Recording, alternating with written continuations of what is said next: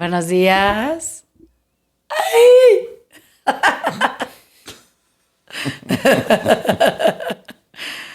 Es que ustedes no saben lo que ha sido grabar este episodio. Lo estamos haciendo solos, con la ayuda remota del Arturo. Y creo que va a salir bien, vamos a ver. Ahorita vamos a probar.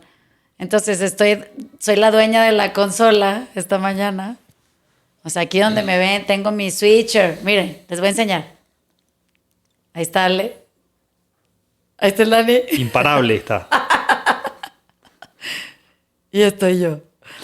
Bueno, entonces, para no hacer muy larga esta introducción de tanta emoción que siento, veníamos Ale y yo en la mañana en el carro y veníamos de camino a la grabación y estuve revisando en el teléfono algunas cosas en la mañana que son para reflexionar o cosas que me pueden servir de material para el taller y así. Y me di cuenta que hay un porcentaje muy alto de suicidios en el mundo masculino, ¿no? Entonces, voy a leer la estadística, mejor la leo para no inventar números, ¿no? Entonces decía, 84 hombres a la semana mueren por suicidio, el 80% de todos los suicidios son hombres, el 25% de los hombres viven con una situación de salud mental, ya sea diagnosticado o no, y dice que los hombres tienen menos probabilidades de pedir o recibir ayuda. Entonces, como que me quedé pensando que tenía que ver esto con una clase que dimos en la semana a un grupo de puros hombres, que hablaba del deber y que habla del desprecio y la violencia, ¿no? Entonces, como que nos pusimos a platicar de eso de bajada y me empecé a dar cuenta de varias cosas. La primera cosa es que tiene que venir de algún sitio que esté motivando, por lo menos ahí en ese post, a los hombres a despreciar su propia vida. O sea, como que es una cosa que es dispendiable y que realmente no importa y con la que podemos nosotros no trabajar porque últimamente no vale nada, ¿no? Uh-huh. Y en ese momento le dije a Ale, es que creo que esto viene de esta configuración de la masculinidad o de cómo se percibe, ¿no? Y cómo no nada más los hombres ejercen actos de violencia en contra de sí mismos, sino como hay un montón de gente de cualquier género que está exactamente en la misma posición y que se percibe desde la misma óptica de falta de aceptación, de un desamor propio, de una falta de capacidad de reconocerse y de su propia valía. Entonces, de eso quiero hablar. Y quiero hablar no del suicidio como un tema central, sino como una de las consecuencias que se están viviendo hoy en relación con otros temas. Entonces, a ver, le voy a pedir a Ale, en lo que le aprendo a picar al switcher, para que nos pueda dar un medio resumen de lo que veníamos diciendo, ¿no? De bajada. Entonces, a ver, Alejandro. Gracias, Vanessa. Bueno, entonces un poco la conversación era, ayer estábamos platicando con Tatiana de la cárcel y sacó una estadística que a mí sí me sorprendió, que era el 95% de la población que está privada de la libertad son hombres y solo el 5% mujeres. Y entonces dije, pues es una diferencia enorme. Y si partes de la base de que somos violentos todos, pero igual y de una manera unos y de otra manera otros, esa diferencia es abismal. Entonces tiene que haber algo ahí en cómo procesamos las cosas los hombres y cómo las procesan las mujeres, o cómo estamos, si quieres, construidos mentalmente, pero es demasiado grande esa diferencia para poder... hay algo ahí. Y era lo que te preguntaba, ¿qué será eso que hace que un grupo o un género reaccione de una cierta manera que acabe en algún tema violento o algo que sea penado por la ley y el otro no.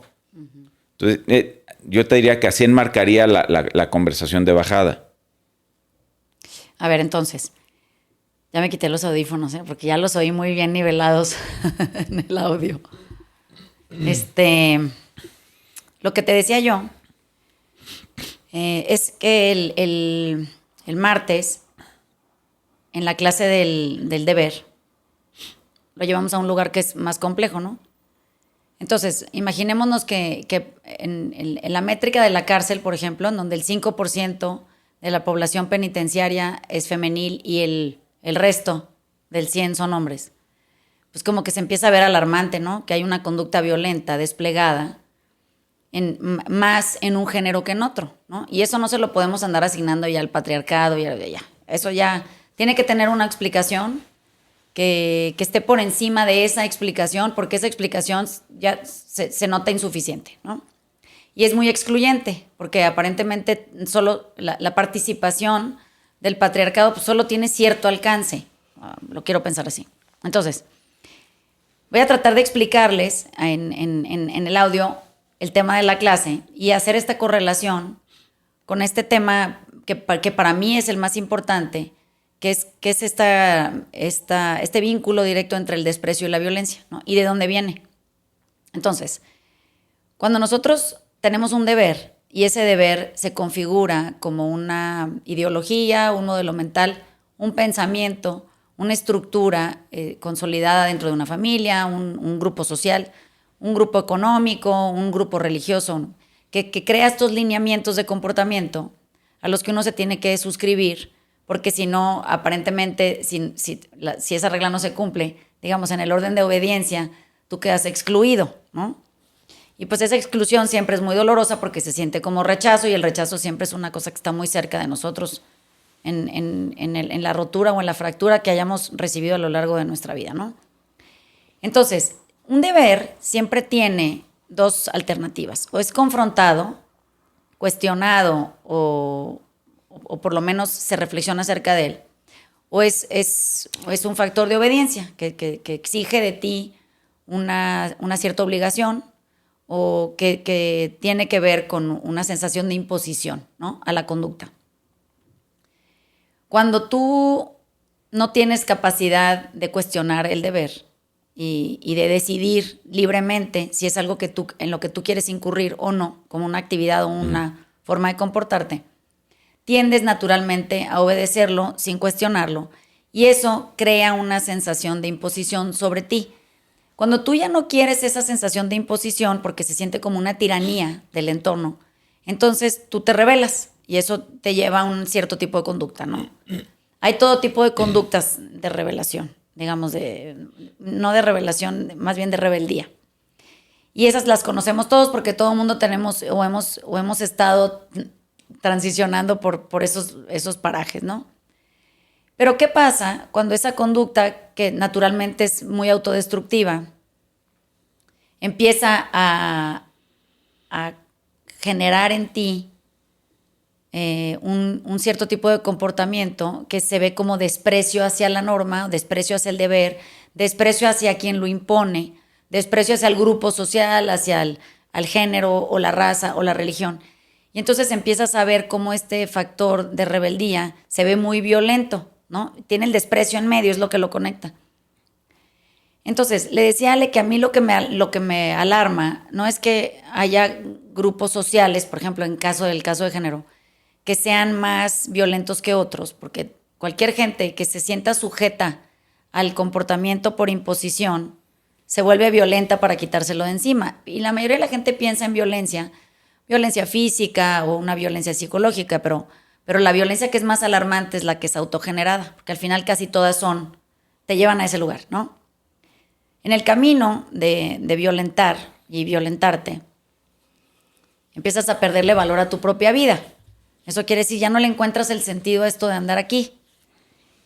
Entonces, el paso previo al suicidio, que ahorita estamos batallando con una situación en una de las cárceles femeniles nacional, en alguno de los estados de la República, es que estamos teniendo casi 7 suicidios a la semana.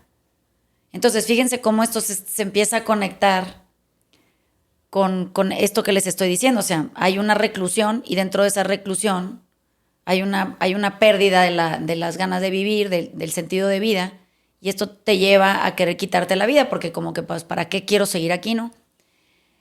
Entonces, lo entendemos dentro de la penitenciaría porque pues son condiciones extremas, ¿no? En donde uno está y sobre las que puede o no decidir casi nada. Pero ¿qué pasa cuando eso está sucediendo afuera, ¿no? O sea, digamos, en un contexto que se vende como un contexto de libertad. O sea, una vida libre, ¿no? Sin estar en reclusión.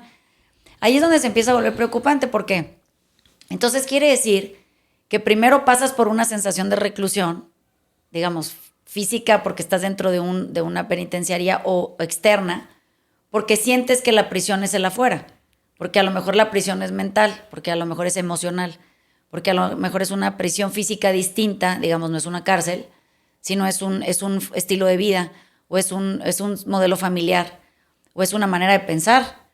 Entonces, qué difícil cuando la libertad la entendemos ya no como una libertad que tiene que ver con que puedas salir o no del sitio en donde estás, sino una libertad interior, ¿no? Y esa libertad interior solo puede venir desde donde hay un deber cuestionado. O sea, donde hay una norma que ya perdió su vigencia, que ya es una norma que pues, vamos a poner, expiró, porque a lo largo del tiempo pues las cosas cambian, o sea, nada es tan inmóvil como para que se pueda seguir observando a lo largo de los milenios, ¿no? Entonces, ¿qué pasa cuando esto se quiere hacer acerca del género? Entonces se asume, vamos a pensar, si solo el 5% de las mujeres están en reclusión y el resto son los hombres, de la población penitenciaria, el 5% son mujeres, el 5%, el 95% son hombres, pues todo el mundo dice, no, bueno, es que entonces los hombres son más violentos. Y pienso, no, es que fíjense cómo a lo largo del tiempo se ha observado la norma de este deber que exprime y que hace que el género masculino se sienta obligado a ciertas actividades que son ineludibles, ¿no? O sea, tiene que ser muchas cosas al mismo tiempo. Como que no queremos reconocer esa verdad, ¿no? Creemos que esto es una cosa que no les afecta. O sea, que esto de salir a trabajar, tener la obligación de traer dinero a la casa, ser buenos padres, buenos compañeros, buenos amantes, buenos hijos, buenos hermanos, buenos empleados, buenos jefes. Tienen que ser buenos sexualmente, tienen que desempeñar de una manera específica, tienen que ser al mismo tiempo psicólogos, mecánicos, electricistas, tienen que ser buenas amas de casa, ahora resulta que también esa es una tarea. Y entonces ahí la llevas pensando que eso solo puede exigirse de una mujer, pero no se puede exigir de un hombre, cuando en realidad es que se exige de todo mundo. O sea, la exigencia es al género humano, no es a un hombre o a una mujer. Todo el mundo desempeña el papel que le toca en la vida, porque pues eso es lo que tiene como momento presente y es lo que se exige de ellos ahí. Pero también hay imposiciones adicionales que se observan, ¿no? Entonces vamos a pensar en el caso de las mujeres, se exige un cierto modelo de ser madre, ¿no? Y eso también es igual de castrante. Bueno, pero hay cosas de las que se exime a las mujeres igual que de las que se exime a los hombres. Pero eso no quiere decir que el formato que hayan adquirido, dependiendo del papel que les haya tocado en su realidad, no sea un deber impuesto, jamás nunca cuestionado y nunca confrontado como para averiguar, bueno, ¿qué modelo es el que me gusta a mí? ¿Puedo inventar uno? ¿Puedo recrear uno? ¿Puedo deshacerme de este y me puedo suscribir a otro? Como que estamos muy atorados en esta idea del cumplimiento y del cumplimiento infalible, además, ¿no? Yo siento que esa manera de existir, que es una manera muy castrante, es una manera muy pobre en realidad de experimentar humanidad, tiene articulada una lista de que yo tengo que hacer esto y esto y esto y esto. Y ya la verdad es que mucho de eso ya ni siquiera se exige desde el afuera, si lo ven. Cuando eres chiquito un poco sí, porque pues estás a la merced de tus papás, ¿no? Pero cuando ya no estás a la merced de tus papás y tú ya eres víctima de tu propia circunstancia, digamos, tú te autoimpones eso, se empieza a volver cada vez más exigente porque la expectativa que tú puedes tener de ti se magnifica. O sea, no, salir de esa trampa puede ser mortal. No sé si me explico por qué estoy explicando esto, ¿no? Es mortal. Este post que encontré en Instagram es de una cuenta que se llama Voces de la Hermandad, la estoy traduciendo al español, ¿no? En inglés se llama Voices of Brotherhood, que significa eso, ¿no? Voces de la Hermandad. Y es un grupo de hombres que se reúnen para poder empezar a hablar de salud mental, ¿no? Y cómo se ve eso cuando los hombres tienen que poder subirse a la plataforma de ser escuchados y averiguar qué nos está pasando, porque la verdad es que la cifra que dice aquí, que es la cifra oficial, a mí me tiene muy sorprendida, estoy asustada. O sea, 84 hombres a la semana mueren por suicidio y el 80% de todos los suicidios son hombres. O sea, estamos en un proceso de extinción. No sé si me explico. Es un montón de gente al día esa que no quiere vivir. O sea, que no quiere tener la vida que le dieron. Que se la quiere sacudir de encima, ¿no? Pero, a ver, vamos a empezar con lo que dices que las demandas que se imponen en términos del deber ser entre mujeres y hombres son las mismas. Sí.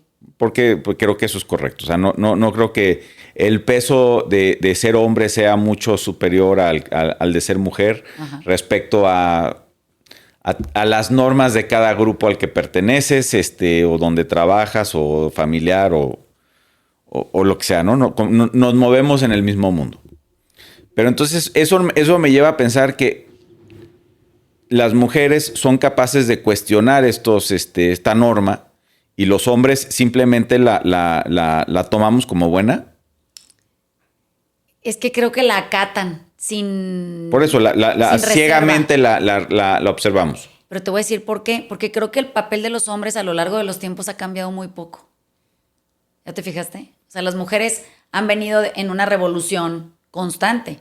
O sea, antes tenían un papel designado, lo observaban, pero lo cuestionaban. Querían pasar al que sigue, querían adquirir otra responsabilidad, querían ser capaces de estudiar, de trabajar, de votar. O sea, ha habido una exigencia constante del papel femenino a lo largo de la humanidad y como que se ha vuelto muy natural para nosotros ocupar nuevos espacios, ¿no? O sea, como no conformarnos con lo que nos dijeron que teníamos que ser. Y no sé si esto venga de la configuración femenina, porque podemos dar vida, porque vete a saber, o sea, debe de haber una explicación ahí que yo no me considero experta en eso, pero lo que sí puedo observar es la conducta, ¿no? Y fíjate cómo el papel de los hombres ha venido siendo el mismo por milenios, o sea, como que no siento que se hayan sentado a decir, oye, y nosotros no podremos hablar de lo que sentimos y no podremos querer quedarnos en la casa a hacer labores más quietas que nos gusten más, o podemos no trabajar y no ser parte de la aportación económica familiar, o por qué tendríamos que ser exitosos, ¿no? ¿Y qué significa éxito para nosotros? Como que no siento que haya no hay conversatorios, piénsalo así, en donde grupos de hombres se sienten y no nada más a tratar de navegar o evadir sus procesos depresivos, porque la sensación de opresión no nada más oprime, deprime. Y fíjate que estoy pensando que o sea, la mayoría de si quieres, de las cagadas de mi vida son errores de interpretación. O sea, yo decido por ti qué estás pensando y cómo vas a actuar. En vez de sentarme contigo y decir, oye, me está pasando esto y quiero hacer esto y esto y esto.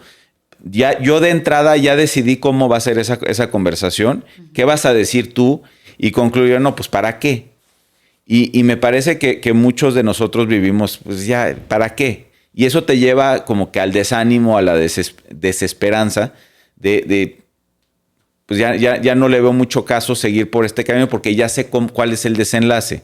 O sea, como que poder cerrar esa brecha en interpretación, me parece que es donde muchos de nosotros hombres la cagamos. Ahorita estoy pensando, fíjate cómo en la cena de ayer fuimos a un evento, Ale y yo, de la graduación, la titulación de la hija de una amiga muy querida nuestra, ¿no? Y entonces, pues había mucha gente joven y había mucha gente adulta y había una mezcla amplia de manifestaciones y representaciones de formas de ser. Y me doy cuenta que, y lo estuve haciendo durante gran parte de la noche, fue observar quién habla y quién calla, no escucha, quién calla. Las mujeres hablan y los hombres callan. No se ve que estén escuchando, se ve que están callados, simplemente no intervienen, ¿no? Como absortos en sus propios pensamientos. A lo mejor del momento presente, pero no se ve mucho porque estarían interactuando. Y más como de lo que tiene que ver con algo que traen de la afuera o pensamientos propios, ¿no? De autoexploración o lo que tú quieras, quejas o pesares.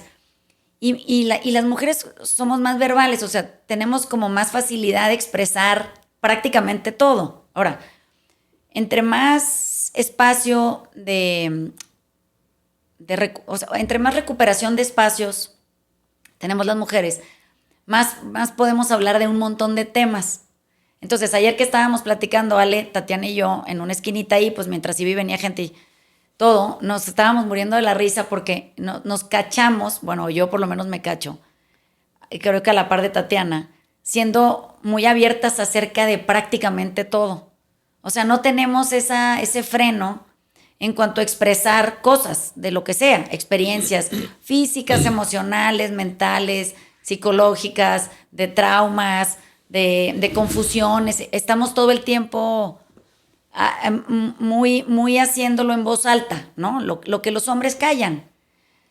Entonces, creo que esto depende mucho de cuánta apertura decidan en el género masculino. Y otra vez, refiriéndome a este post que les leí hace rato, que tiene que ver con el suicidio, ¿cuánto se arriesguen ustedes a levantar la voz? Y no para quejarse ni para reclamar, sino para poder empezar a darle nombre a sus propias circunstancias de la vida, a sus preocupaciones, a sus formas de existir, a su manera de ver el mundo, a sus propios errores, a sus confusiones, porque no lo saben todo.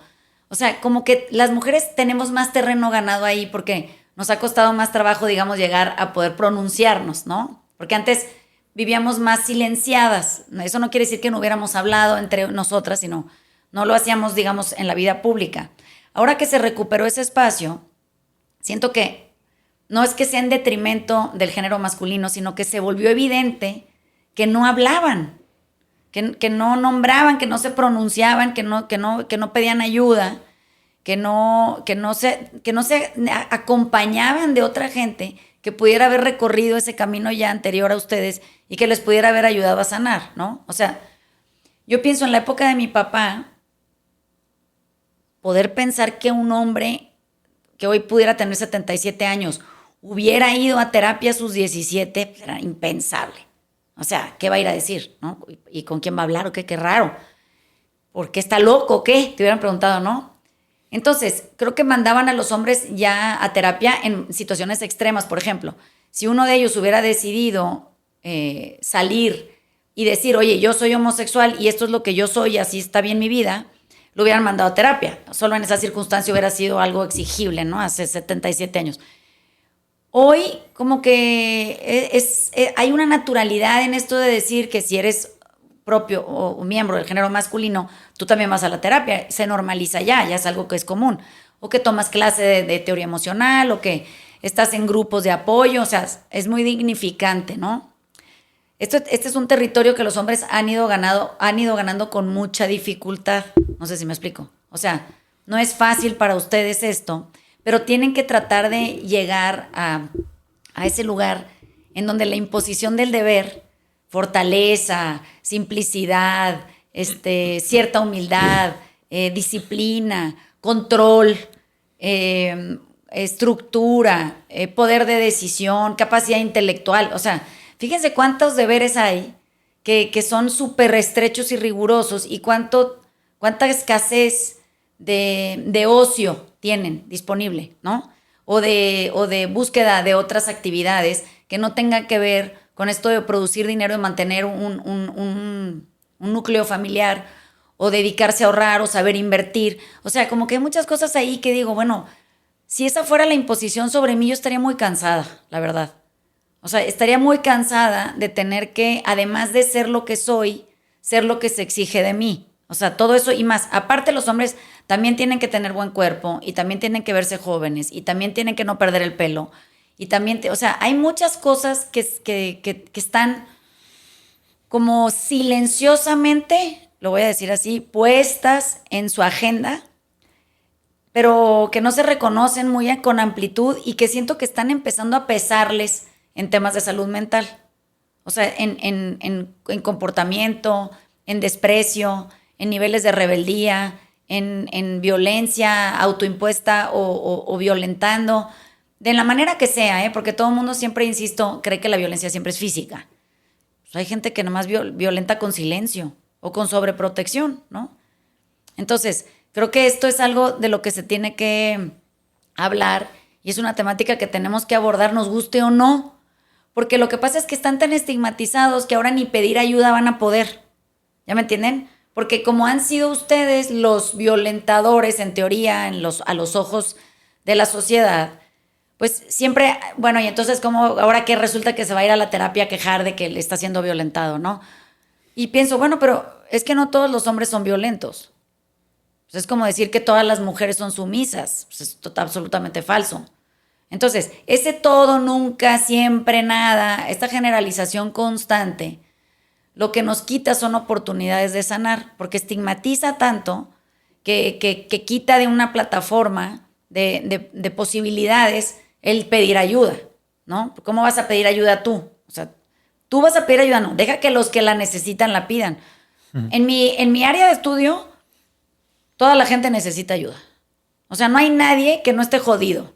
Y no hay nadie que no sepa que está jodido, pero que también no sepa cómo pedir ayuda. O sea, no sabes cómo pedir ayuda. ¿A dónde vas? ¿Quién te atiende? ¿Con quién te juntas? ¿Quién te escucha? Y también es muy vergonzoso y se siente muy culpígeno ser del género masculino y accesar a un sitio de vulnerabilidad cuando te tienes que sentir responsable por todo lo que ha pasado generacionalmente, porque eso también es parte de tu deber. Entonces, siento que es como esta tontería de exigirle a España que le venga a pedir perdón a México por crímenes que ya no le tocaron. O sea, los actuales no saben ni de qué crímenes están hablando. Pero es como este absurdo constante que no deja que cada quien en su dignidad es recuperada trace un nuevo camino y se quite ese deber de encima y empiece a sanar porque lo cuestiona, porque se confronta, porque se cuestiona, porque reflexiona acerca de ello, porque accesa a ese espacio de libertad desde donde puede redefinir su propia vida. Y luego también se vuelve muy interesante cuando desde esa libertad recuperada te vuelves responsable absolutamente de tu preservación de la empatía y de no incurrir en actos erosivos en contra de nadie más, ¿no? O sea, ahí el desprecio y la violencia se erradican. Pero siento que nadie quiere ir a hablar de eso. Todo el mundo quiere hablar de, ay, qué alarmante la tasa de suicidio. ¿Pero de dónde viene? O sea, ¿qué puede ser eso, no? ¿Dónde puede estar eso anclado? ¿Y con qué fuerza está tratando de que nadie vaya con la corriente de la salud mental? Porque hay muchas cosas que se tienen que resarcir antes. No, ya lo que no fue, ya no fue. Es a partir de hoy y con qué herramientas vamos a poder trascender esta cosa que a mí me parece atroz, porque sí me parece muy alarmante que el 80% de los suicidios sean hombres. Bueno, pero entonces, o dónde vamos a hablar de eso, ¿no? ¿Y eso de dónde puede venir? ¿Cómo lo podemos prevenir? Esos hombres todos son hijos de alguien, hermanos de alguien, papás de alguien, y nietos de alguien, empleados de alguien, jefes de alguien, amigos de alguien. O sea, son alguien esas personas, no son una estadística. Y esto de estarle sumando a la estadística nos está matando porque estamos perdiendo. Y no me refiero a la individualidad en este tema egocentrista, sino la individualidad que se requiere para poder sanar. Para poder sanar requieres de recuperar tu individualidad y poder ir con ella puesta encima a buscar la ayuda que necesitas. Entonces, creo que sí es algo que, no se cubre lo suficiente. Les voy a poner al Dani para que vean la cara de pensamiento que tiene. Yo soy el que escucha. Me han tocado unos casos ahí muy cerquita de mi familia que mi hermana más grande le pasaron cosas ahí muy cerquita y se ve que de tanta coraza que vamos construyendo para no pedir ayuda, llega un día que se te llena la coraza y explotas, ¿no?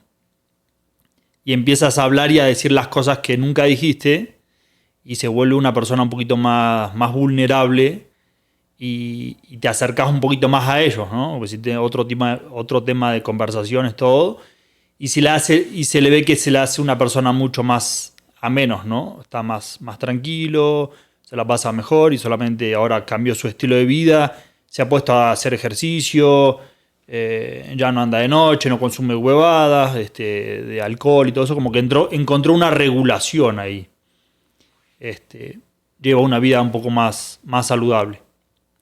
El más chico, con cosas que le pasan y como que no se encuentra nada, las conversaciones que tienen no tienen una escucha franca del otro lado porque todo el tiempo le quieren resolver el tema, ¿no? Y él solamente capaz que nomás necesita que lo escuchen. Uh-huh. Y porque también la forma de verlo del otro lado es que no lo entienden, no lo quieren de esa manera verlo, y lo quieren cambiar. Uh-huh. Y como que, así como vos decías, bueno, la parte de nosotros que siempre estamos un poquito más, la parte masculina como que se queda callada, que no habla, que le permite siempre al otro conversar. En el caso de la mujer, que la mujer... hay muchos memes ahí que están pasando cosas en la casa y decís, bueno, te vienen a platicar de, ¿te gustaron cómo me quedan mis uñas o el pelo así? Y decís, no, estás con la cabeza en otro lado. Uh-huh. Y bueno, como que no descargamos tantos nosotros, a no ser que sea un tema súper importante, ¿no? Que no te vayas a ver mal en lo que vayas a decir o hacer en ese momento. ¿Sí? Preferís el silencio, como que se ve más saludable en el momento, pero te la tragás esa parte. Sí.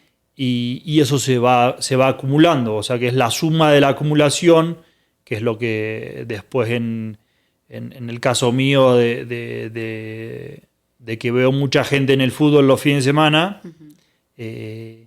Como explotan por cualquier cosita y decís, bueno, pero si no te pasó nada, o sea, no... O eso parece, ¿no? Y adentro estás sintiendo que te está llevando la chingada y es la excusa que tenés como para desahogarte ahí en la parte física. Uh-huh. Si no lo haces agrediendo hacia afuera, lo haces agrediendo hacia adentro. Uh-huh. Que es lo que te puede llevar a llegar a ponerle horas de entrenamiento en la semana, o juegos, o lesiones, hasta donde te dé el cuerpo. Uh-huh. El que no usa tanto la parte física para descargarse, la usa la parte...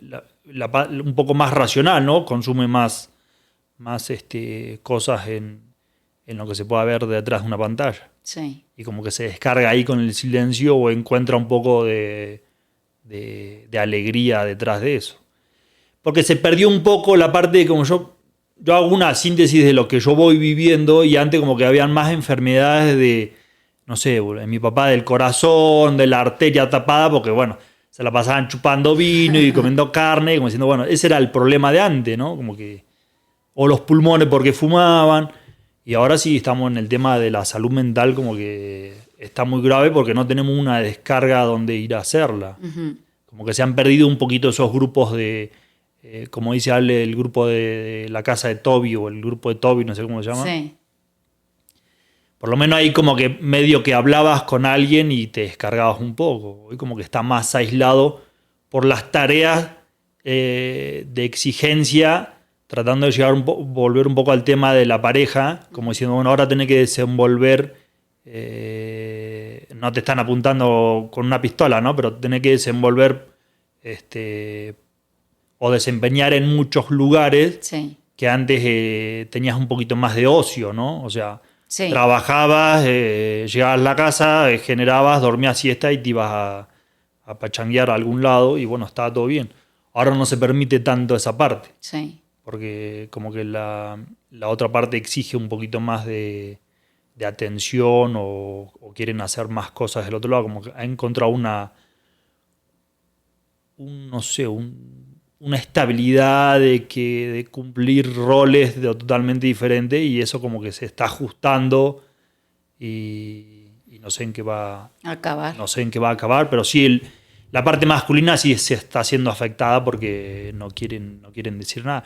Los chicos mismos cuando vienen a la tarde a entrenar se pasan horas contándote cosas, Sí. la parte masculina como que cosas que capaz que en la casa no los escuchan. Sí, es muy impresionante. Y sí, bueno, ya se van un poquito más aliviados, aparte de lo que hacen de ejercicio. Sí. ¿no? Porque si no, emocionalmente están todos bloqueados. Es que, a ver, estoy pensando en algo. ¿No sienten ustedes que antes, como que había una disciplina familiar en donde se exigían? O sea, si tú tenías hijos hombres y hijas mujeres, ¿no? De unos exiges unas cosas y de otros exiges otras, porque en tu cabeza todavía está estructurada la vida así. Bueno, eso, digamos, crecimos todos en esa dinámica y luego han ido pasando los años. Yo era como la intermedia, ¿no? O sea, mi mamá todavía le tocó que el rol de la mujer estaba muy bien establecido. A mí me tocó que el rol de la mujer era un poco más flexible, ¿no? O sea, había que estudiar y había que se exigía de nosotros un título profesional, que ojalá trabajaras, y luego ya si te casabas, ok. Y ahora lo veo yo siendo la madre de mis hijas. Ese rol se ha redefinido completamente, ¿no? O sea, hay una verdadera igualdad de género en todo lo que veo en su desarrollo y como ellas conciben que tienen oportunidades igual que todo mundo. O sea, no tienen urgencia por casarse, no sienten que se tienen que salir de su casa para pertenecer a otro núcleo familiar. Pueden salirse de su casa, poner su departamento rentado con sus amigas o amigos e irse a vivir ahí, ¿no? Pero, ¿cuál es el daño que no tiene que ver con el tema del género? O sea, piensen que padres violentos hay en todos lados, madres violentas hay en todos lados, todas las casas tienen uno. Y por eso, insisto, redefinamos el tema de lo que violencia significa. Porque cuando creemos que crecimos todos sin violencia y no consideramos la sobreprotección una variable de violencia, estamos en falta, porque esa también es una forma de violentar. O, por ejemplo, cuando nosotros vivimos en casas donde es muy silencioso todo, o sea, donde las cosas no se hablan, simplemente se asumen, o se interpretan, o se callan, o donde se guardan secretos, o casas en donde no hay esa sensación de convivencia cercana, que no tiene que ver con frecuencia, sino con intensidad o con profundidad, ¿no? O sea, y siento que hay muchas maneras de violentar. En la medida en que no se define cómo somos violentos cada uno de nosotros, o sea, de qué manera violentamos y nos, como decía el Dani, nos hacemos daño hacia adentro, no podemos prevenir nada. O sea, no podemos prevenir suicidio, no podemos prevenir delincuencia, no podemos prevenir nada si no averiguamos cómo somos violentos nosotros y ese modelo de dónde lo sacamos, o si es uno que nosotros diseñamos o es algo que venimos copiando y repitiendo. Pero fíjense qué interesante. El factor del desprecio es absolutamente determinante en la creación de violencia, porque la violencia es la conducta desplegada por el desprecio. O sea, el desprecio surge en nosotros, crea esta sensación de desigualdad para donde sea, porque eres despreciado o porque tú desprecias, esta como colocación jerárquica de los seres humanos en el mundo y de cómo vemos a las personas para abajo y toda esta manera como muy insensible de tratar al otro, y eso se recibe como un acto violento y se combate con violencia, ¿no? O sea, si lo piensas, si te quieres quitar una sensación de desprecio encima, violentas. Y si quieres, y si eres el receptor del desprecio, recibes un acto violento. Entonces, lo interesante que tendríamos que hacer es averiguar cómo somos violentos cada uno de nosotros, ¿no? Pero con mucha honestidad. O sea, tendríamos que averiguar si, por ejemplo, como decía el Dani, un acto de violencia autoimpuesto sería beber de más, cuando sabes que eso te inutiliza o te incapacita. Sí, o sea, beber de más es un acto incapacitante, ¿no? Pero ¿de dónde viene eso? O sea, el acto por sí es violento. Pero ¿de dónde viene esa conducta? O sea, ¿qué desprecio es el que estás recibiendo? ¿O qué sientes como parte de un suceso de incomunicación? ¿O cómo te estás sintiendo tú, vamos a pensar, despreciado y despreciante, que tu conducta determina que hay un cierto dolor o hay algo que te aflige, que no te está dejando avanzar más que hacia ese lugar? De ese lugar ya no hay más, ¿eh? O sea, hay la muerte en cualquiera de sus modalidades, por enfermedad autoimpuesta, porque te suicidas, porque te invalidas y porque eso te lleva al olvido de ti mismo, y entonces tu conducta es esa que se va de repente apagando y de repente tú ya no existes más. O sea, hay muchas maneras de morir, ¿no? Y todas las que no son naturales, digamos, porque es tu tiempo y es lo que te toca, es cuando yo les digo que uno se acaba muriendo antes, ¿no? De su marca, que es cuando vienes de este sitio. Es una muerte autoimpuesta. A lo mejor a ti te tocaba vivir hasta los 114 y te mueres a los 28, ¿no? Y no porque sea un accidente, digo, no sé, porque no volteaste para un lado, volteaste para el otro, el señor venía en reversa, sino porque le estás echando ganas a esto de constantes, a esto de ir perdiendo espacios de autonomía en salud o en bienestar o en capacidad, la que sea, ¿no? Creo que es algo de lo que se habla poco. O sea, en realidad de salud mental se habla muy poco, ¿no? Me quedé con algo que dijo Dani, que es esto del club de Toby, que por qué por qué buscamos esos espacios los hombres, y si genuinamente era para encontrar un espacio de vulnerabilidad. Y me parece que ahí es donde, ahí resonó algo en mí, que es innatural en nosotros los hombres enseñar vulnerabilidad, hasta dentro de nuestros grupos, porque en la mayoría de los grupos de hombres donde pues, vas a andar en bici o te vas a comer o lo que sea, no es común enseñar la panza, ¿no? Uh-huh. No vas a enseñar ese lugar que te duele. De hecho, muchas veces al contrario. O sea, vas a irte a medir, vas a enseñar que también lo estás haciendo, vas a mostrar tu mejor cara. Uh-huh. Entonces, pienso, y entonces, ¿cuál es ese lugar de vulnerabilidad para ti? Y creo que casi siempre puede ser con tus hijos si tienes una relación de esas, pero cuando son chiquitos, ¿eh? Porque ya cuando son grandes ya es la otra dinámica. Uh-huh. Puede ser tu pareja, o puede ser tu mamá o tus papás. Tu mamá probablemente si eres hombre. Uh-huh. Pero me llevo que no hay tantos lugares de vulnerabilidad. O sea, habiendo convivido con muchas mujeres en mesas, ustedes son muy francas y son muy como abiertas en esas cosas que les duelen. Así no funcionan las mesas de los hombres. Es que ahorita que estás diciendo eso, tengo control total del Switch. Me van a decir ya cuando vean el podcast en vivo qué tal salió lo del cambio, ¿no? Pero a ver, estoy pensando esto que dice él. En la observación es muy evidente. En un restaurante, por ejemplo, y hagan el ejercicio ahora el fin de semana en donde haya más personas y que sea como un evento que tenga que ver con esta incapacidad de la persona que está siendo observada de saber que está siendo observada, o sea, que está como en su entorno y se siente un poco en una burbuja de intimidad con su grupo con el que está, ¿no? Un restaurante es un buen lugar para hacer el ejercicio, o en afuera, ¿no? En los parques o estos lugares. Y fíjense cómo opera la dinámica sin que haya un güey con una bocina y en un tapanquito diciendo, bueno, ahora las mujeres van a hacer esto y ahora los hombres van a hacer esto. Naturalmente sucede, ¿no? Pero es algo todavía más interesante. O sea, no nada más es una cosa que observen la diferencia de género, eso es muy evidente y está muy documentado, sino cómo en realidad en las mesas no se habla de cosas que tengan profundidad.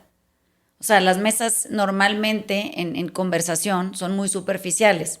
Son mesas que hablan del detalle de las cosas, de encima, de anécdotas, de circunstancias chistosas o alarmantes, pero no van a ver este tono reflexivo, digamos, en el podcast lo estamos grabando siempre porque estamos nosotros tratando de educarnos en una conversación. O sea, para quien sea la primera vez que oye estos episodios, nosotros estamos tratando de crear una conversación entre nosotros para ver, porque nosotros tampoco estábamos entrenados en ello.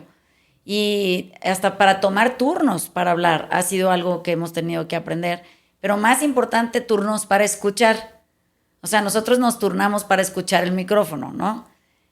Y es curioso, pero fíjense cómo esto que hacemos aquí, en donde todos ponemos atención, construimos sobre la idea del otro, exploramos avenidas que se sugieren dentro del comentario de alguien, porque abre un espacio de reflexión acerca de eso. Pero en realidad nunca estamos discutiendo cosas de gente, ni de celebridades, ni andamos averiguando nada acerca del universo, o sea, ya es muy difícil por sí mismo tratar de relacionarnos entre nosotros en un plano de igualdad, porque lo que tratamos de vincular es nuestro ser humanos, o sea, nuestro sentir, nuestra locura, nuestros miedos, nuestras insuficiencias, nuestras necesidades, nuestros deseos, nuestros miedos, nuestra vulnerabilidad. O sea, estamos tratando de hablar de eso prácticamente todo el tiempo. Tomamos algún tema, ¿no? Que es como un hilo conductor. Pero lo que sí es interesante es que si tuviéramos acceso a conversar, muy probablemente muy poca gente no quisiera seguir viva. Ese es mi punto. O sea, si de repente invitáramos gente a una conversación donde todo el mundo se siente validado, todo el mundo entiende que tiene un punto que quiere explorar, todo el mundo le puede ofrecer otras formas de verlo, donde se construye alrededor de una sensación de unificación y donde lo que queremos es el bien para el otro, ¿no? Escuchándolo y tratando de entender qué le afecta, dónde le podemos servir, cómo lo podemos acompañar, las tasas de suicidio descenderían. Pero alarmantemente, así como alarmantemente van para arriba, vendrían para abajo. Eso también en temas de salud mental sería lo mismo. O sea, si pudiéramos hablar acerca de cosas que nos afligen emocionalmente, sería muy probable que la tasa de recuperación de salud mental fuera a la alza, ¿no? Y creo que lo único que nos hace falta es amaestrarnos en conversación, pero en conversación que no exige el descubrimiento de la verdad, conversación que no exige esta necesidad por tener la razón, conversación que no exige nada del otro, más que el acompañamiento sólido y la escucha. Y creo que ahí está la razón por la cual hemos ido perdiendo capacidad de relación o de relacionarnos y nos hemos abalanzado a un mundo de mucho desprecio y de mucha violencia.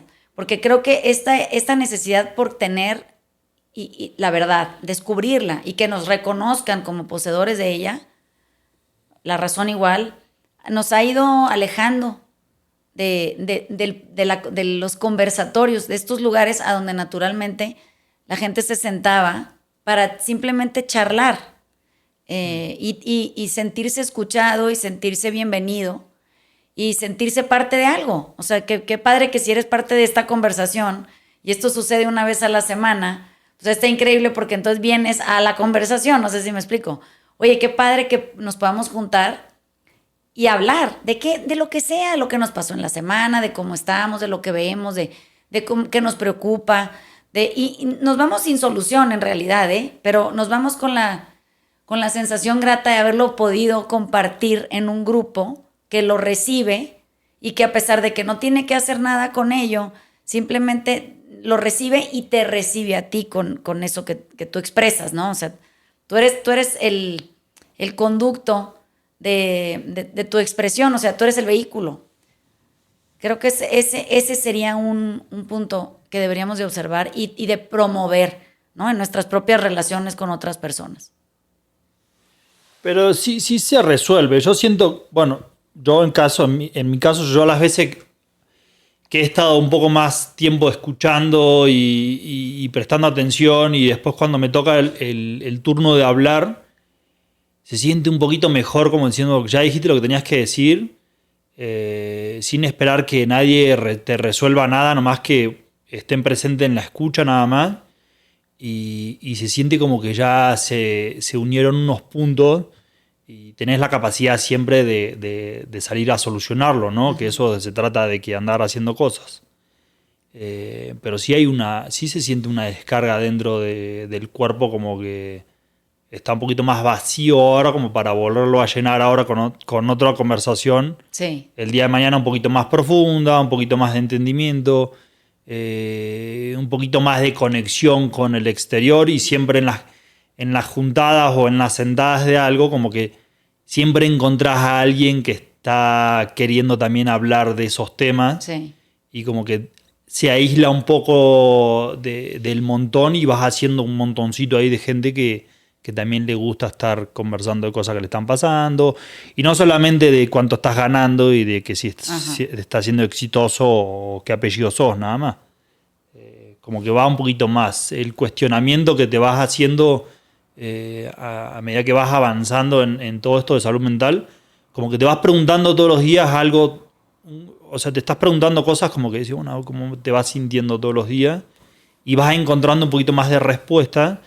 Y cuando te sentís invadido en que ya no tenés respuesta de nada, bueno, salís a conversar cosas que decís, bueno, esto puede ser muy interesante, a alguien más le debe estar pasando, o a ver cómo solamente lo puedo solucionar dentro mío.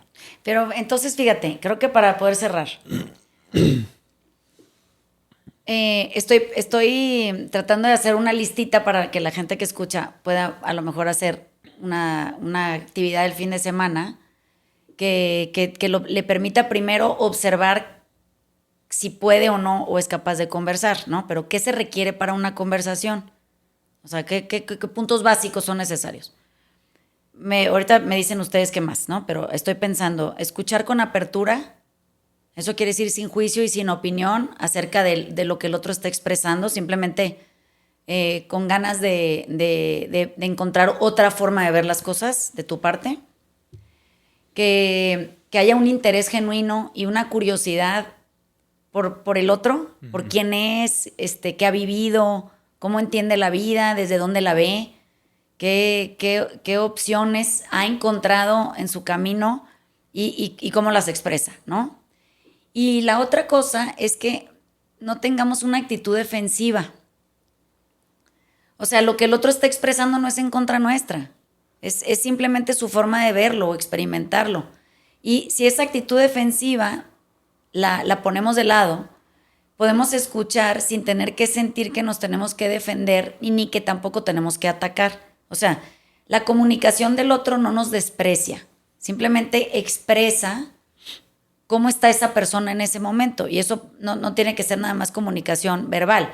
También puede ser comunicación no verbal, ¿no? ¿Qué más se les ocurre? Es que antes de que empezáramos a grabar, se voltea el Dani y me dice, oye, es que esto ya se ha vuelto muy fácil, o sea, saber qué decir. Y eso me generó ahorita un pensamiento que creo que es lo que falta en las mesas. Es cuando empiezas a hacer esto, cuando quieres generar una buena imagen de lo que traes a la mesa o de la conversación o lo que sea, estás preparando en tu cabeza qué vas a decir. O sea, como que generas un guión o quieres transmitir una cierta idea. Pero eso es puro escándalo adentro de tu cabeza. Tú no te estoy escuchando. Uh-huh. Entonces, todo lo que yo traigo a la conversación no es lo que tú me dices que yo asimilo, que yo proceso y te lo mando de vuelta. Es alguna pinche idea que yo saqué de algún lado, que traje, que medio manufacturé y limpié, y ahí la aviento para ver qué pasa. Pero siempre, o sea, eso no baila, o sea, nada más es de aquí para allá. Y me parece que lo que yo he visto en mesas que funcionan, que son estas mesas donde todo el mundo viene abierto, sí, y a escuchar. Sí. Y curiosamente, no estas mesas donde están las señoras de un lado, están los hombres del otro. O sea, hasta en eso es incluyente, ¿no? Sí. Donde nada más te abres a ver, pues, qué trae la conversación. Sí, como que qué hay ahí, ¿no? O sea, ¿qué se sugiere? Pero tienes que ir totalmente vacío de ti. Eso es importante. O sea, creo que eso que dice Ale es importante, que entres a una conversación vacío. O sea, No, y no con una agenda a establecer, porque eso también pasa mucho, ¿no? O sea, yo quiero poner el tema, yo quiero hacer mi punto, y quiero que tú aceptes mi punto. O sea, que convencerte de que yo tengo razón. sí. Es un poco lo que tú dices, pues el razón es del que la quiera, ¿no? Una buena conversación no es de quien tiene la razón, es simplemente rico, es platicar, es rebotar cosas. Entonces, para que puedan empezar a tratar, ¿no? Porque a la gente le gusta tratar cosas nuevas. O sea, ahí está como el verdadero cambio y la transformación, es donde uno lo que modifica es la conducta, ¿no? Porque el otro, pues, un poco ya lo traes, pero la conducta siempre la puedes modificar. Entonces, intenten, pues, si quieren, este fin de semana, tratar de entablar una conversación con estos requisitos, ¿no? Que son como muy sencillos y que aparte le hacen bien al alma. O sea, si tú entras a una conversación con estas 4 cosas, ¿no? A tu disposición, cuando termina la conversación te sientes enriquecido. No nada más eso, te sientes quieto, te sientes profundamente feliz de haberlo podido hacer bien tú, pero haberle hecho bien al otro. Casi todo el mundo se va con la mejor versión de lo que puede ser, que a lo mejor no es con la que llegó, pero la conversación lo logra por ti.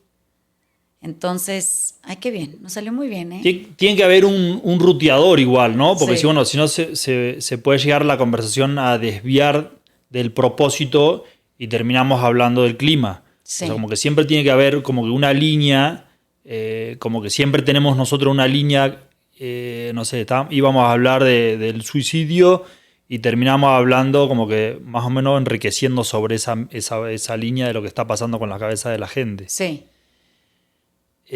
No puede terminar hablando de caballos porque no Sí, tiene claro. nada que ver, ¿no? Siempre tiene que haber alguien que esté atento a la escucha y hacer las preguntas correctas como para que no se desvíe. Sí, y es importante, esto que dice Lani es importante en cuanto a que siempre en una conversación el que escucha está atento a la necesidad del otro y curiosamente por la falta de vulnerabilidad que desplegamos todo el tiempo, que nos da mucho miedo que nos cachen, siempre uno se va a tratar de escurrir. O sea, el que está hablando, que realmente necesita expresar algo, empieza, le entra al tema y le da miedo y lo esquiva, ¿no? El que escucha puede estar atento al esquive y traerlo de vuelta de una manera generosa y amable y siempre compasiva, sabiendo que es doloroso para el otro hablar de lo que quiere hablar y por eso no está pudiendo hacerlo, ¿no? Entonces, bueno, vamos a dejarlo ahí para ver que practiquen y ya nos cuentan, oigan, ¿eh? O sea, qué emoción. ¿Algo más que quieran agregar, jóvenes? No, yo felicito a la productora. ¿Tú, Dani? Igual, felicitaciones a la productora. Ay, siento un pinche alivio que salió. Sí. Miren, para que me vean, me voy a poner los audífonos. Oye, vamos a ver si la puedes subir, ¿eh? Pues a ver si la puedo terminar de grabar. A ver, estoy lista para poner la cortinilla. Les mandamos besos y nos vemos la semana que entra. Besos. Gracias, bye. Chao.